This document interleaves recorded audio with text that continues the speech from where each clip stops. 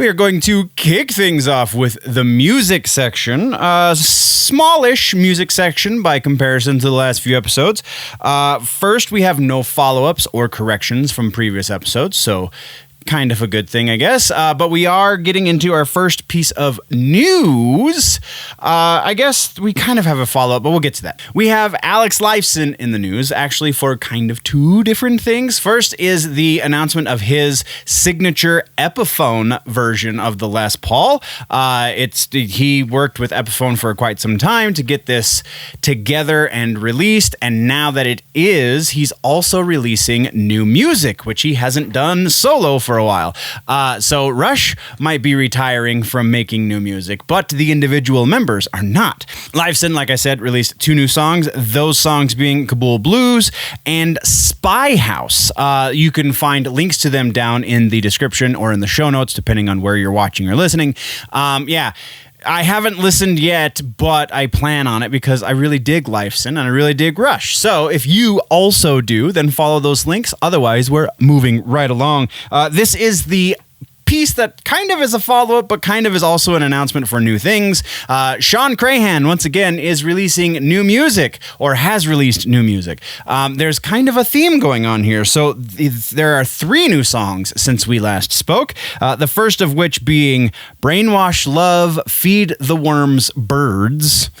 The second being Brainwash Love, Suction. And the third being Brainwash Love, Dreaming. Links to the singles are all down in the description. I don't know if this Brainwash Love thing is like some sort of package together. I didn't see that in any of the press releases, like that's some sort of continuing story through the lyrics or anything. Once again, I have yet to listen to them.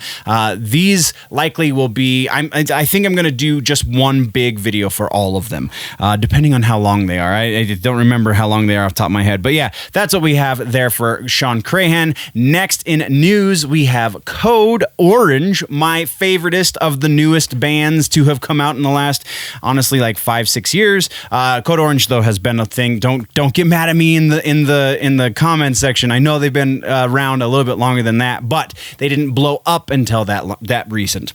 So yeah, they are working on new music. They are actively in the studio, and they are with Billy Corgan producing. Very interesting. I really am anxious to see what comes out of this because weird much?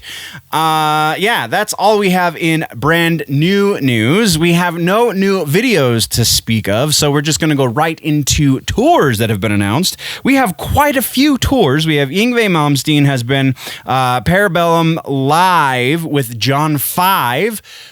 What a combination. We have November 18th is the first date in Glenside, Pennsylvania, rather. There are 21 dates. You can find the link to buy tickets down in the description. Faith No More is also announced tour dates. They are going to, it's not really a whole lot because they're doing Riot Fest and Not Fest in September. So they announced 3 dates that are going to kind of fill the gap around those 2 dates that they are already doing anyway. Again, link to the ticket sales is down in the description. Our next tour that has been announced is an interesting one for the early aughts emo type, and that is Coheed and Cambria and The Used have announced they are going to be co-headlining. The supporting act's going to be Meet Me at the Altar and Carol's Daughter. The first date is August 27th. It's going to be in LA. There are 18 dates posted so far. Once again, link in the description if you wish to buy tickets to that. Then probably my favorite announcement for this tour section is Dropkick Murphys and Rancid. Not necessarily specifically Dropkick Murphys and Rancid is what has me excited about this, but the opening act is The Bronx.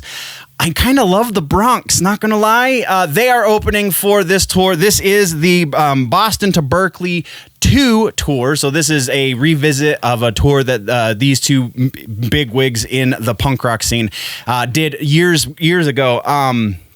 Yeah, it's going to be great.